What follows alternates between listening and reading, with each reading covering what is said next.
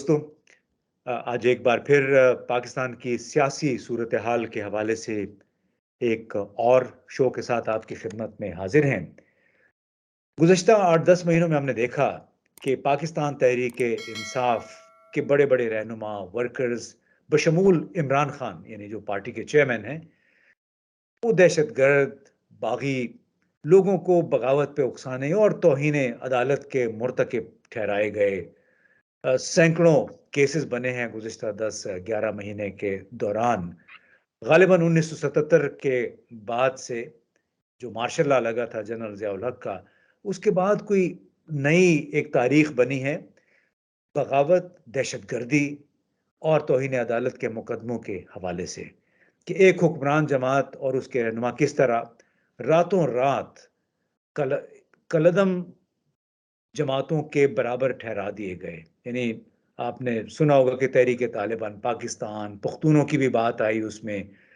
तो इन जमातों के को जिस तरह ला खड़ा किया गया या पीटीआई को जिस तरह एक ही सफ में खड़ा कर दिया तहरीक-ए-तालिबान पाकिस्तान के साथ, तो ये कोई पाकिस्तान के लिए एक अजीब नई सूरत हाल पैदा हुई और जो कुछ पीटीआई के रहनुमाओं के साथ हुआ, उनमें एक इज़ाफ़ा पीटीआई की साबका एमएनए शाहनाना गुलज़ार खान साहिबा के साथ भी हुआ, उनके खिलाफ भी एक बगावत का मुकदमा बना।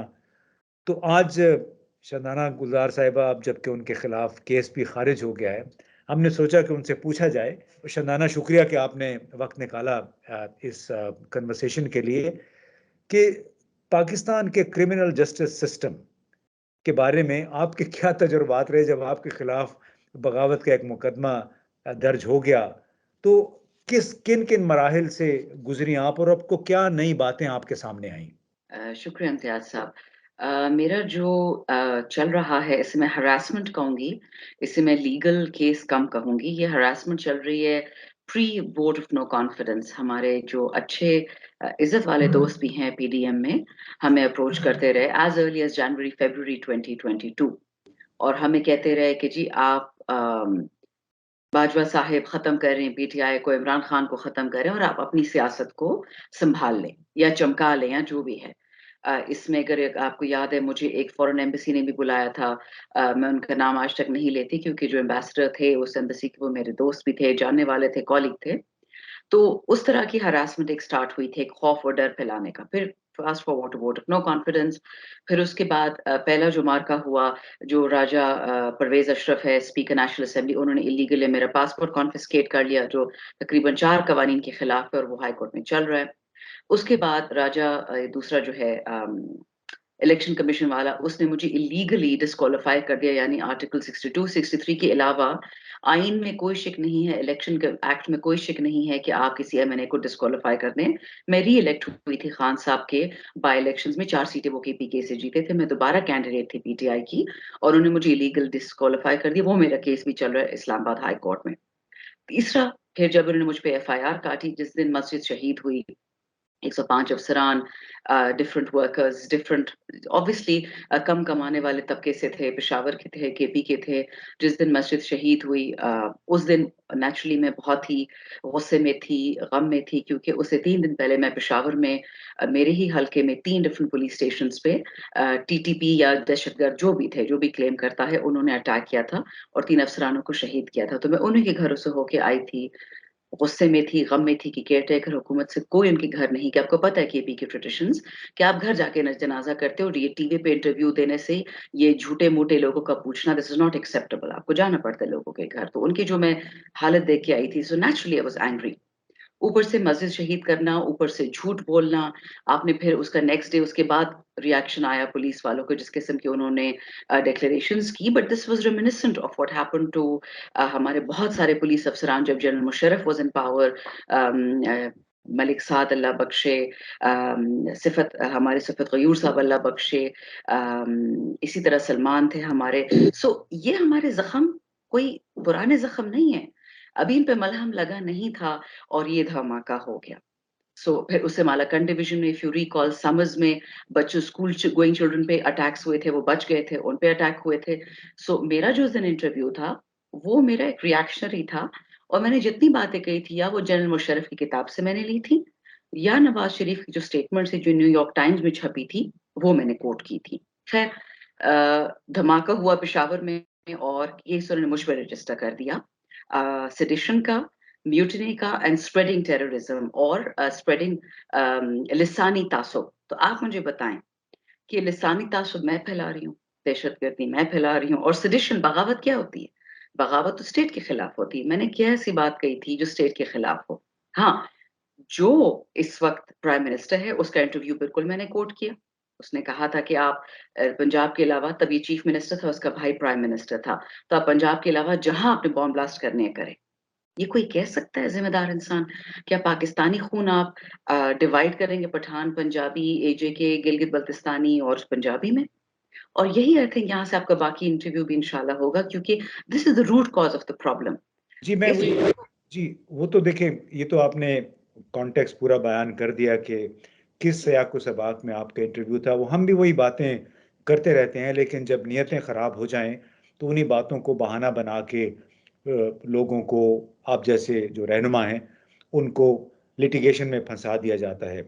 اب یہ جب آپ نے یہ پیشیاں بڑی بھگتی ہیں, عدالتوں کے چکر لگاتی ہیں, میں جب بھی آپ کو فون کرتا تھا یا میسج کرتا تھا تو کئی دفعہ آپ کا یہ پیغام آیا کہ میں عدالت میں ہوں, میں اپنے معاملات سلجھانے کی کوشش کر رہی ہوں.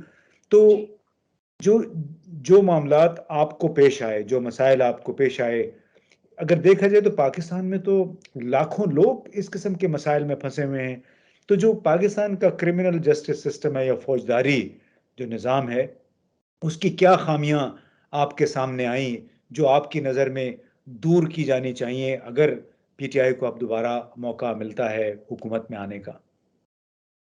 شکریہ امتیاز صاحب. دیکھیے, پی ٹی آئی تو it's a political issue, right? اگر آپ کو تھوڑا سا اس کو اے پولیٹیکل نظر سے دیکھیں, میں اگر personal experience point of view سے بتاؤں, آئی بین انکریڈبلی لاکی, مجھ پہ اللہ کا بہت رحم تھا. میرے ساتھ پوری آئی ایل ایف کھڑی تھی. جو میرے کولیگز تھے, اسد عمر صاحب نے علی اوان صاحب کو اسائن کیا کیونکہ تھانہ ویمن میں اسلام آباد میں میرے خلاف کیس ہوا تھا 1 of 2023, سو میرے لیے ایک آنریبل مینشن بھی تھا کہ پہلا. دوسرا سیڈیشن کا کیس جو میری نالج ہے, میری نالج ناقص بھی ہو سکتی ہے, فاطمہ جناح کے بعد مجھ پہ سیڈیشن کے کیس ہوا ہے.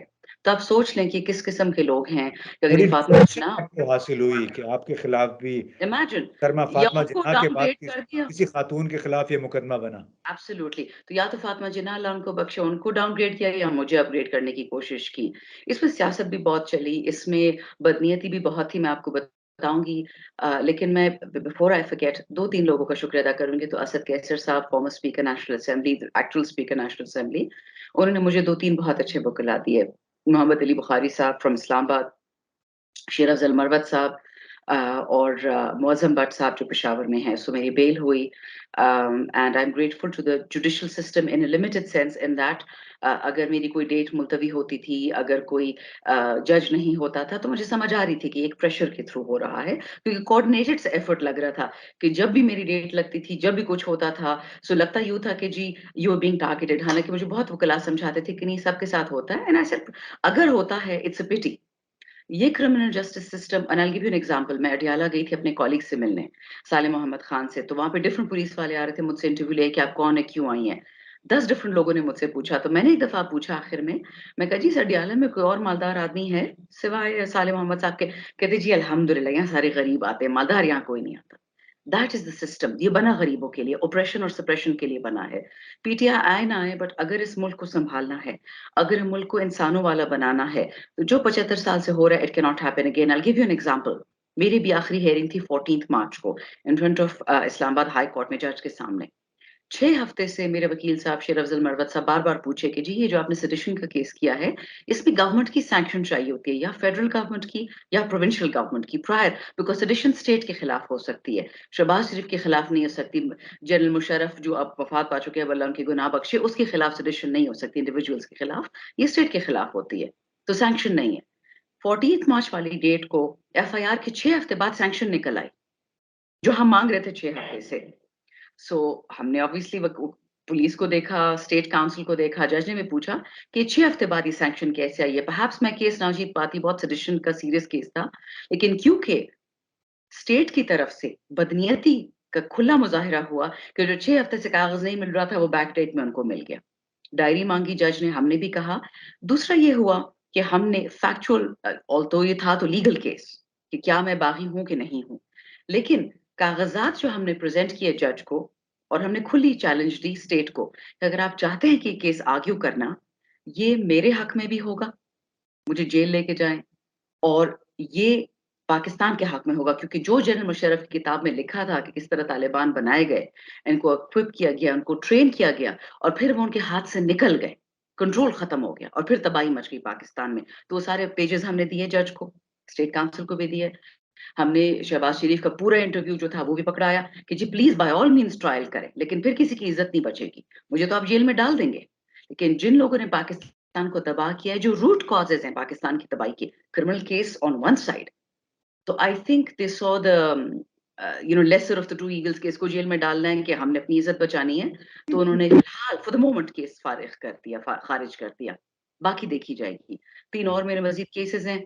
लेकिन I tell you one thing Imtiaz साहब, मैं अगेन कहती हूँ बहुत प्रिविलेज थी, मेरे पास ILF थी, इंसाफ लॉयर्स फोरम ना होती, आई डोंट नो मेरा क्या हाल होता।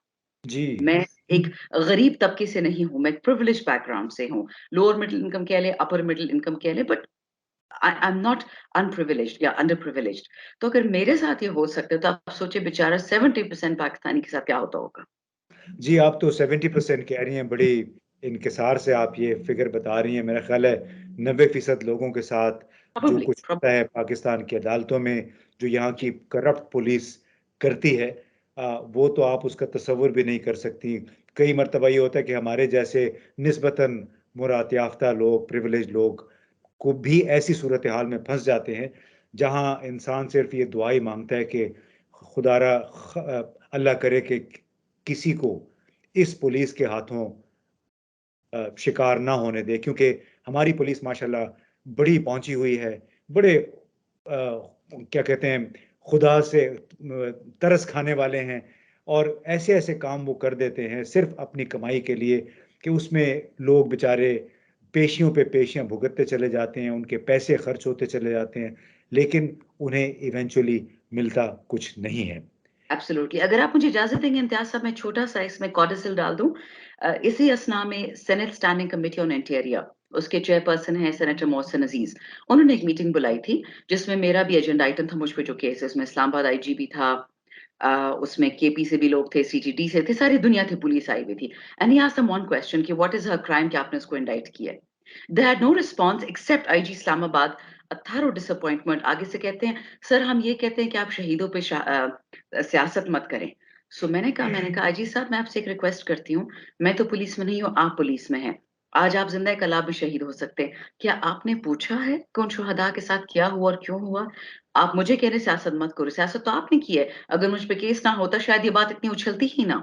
सो माजरत के साथ जो हमारे इस वक्त रखवाले हैं, जिसने बोला, रखवाले भी अगर उनकी नीयत साफ होती तो कभी भी मुझ पे केस करने की जरूरत ना पड़ती। बहुत बहुत शुक्रिया इस गुफ्तगू के लिए, और इंशाल्लाह आपके साथ दोबारा इसी किस्म का सेशन ज़रूर करेंगे, ताकि पाकिस्तान के आवाम को आगाह किया जा सके कि हमारे फौजदारी निज़ाम में जो हमारा निज़ाम इंसाफ है उसमें क्या क्या सुकून है, और किस तरह महज किसी के इशारे पे, सियासी बॉसों के या फौजी बॉसेस के इशारों पे लोगों को किस तरह लिटिगेशन में फंसा दिया जाता है। बहुत बहुत शुक्रिया।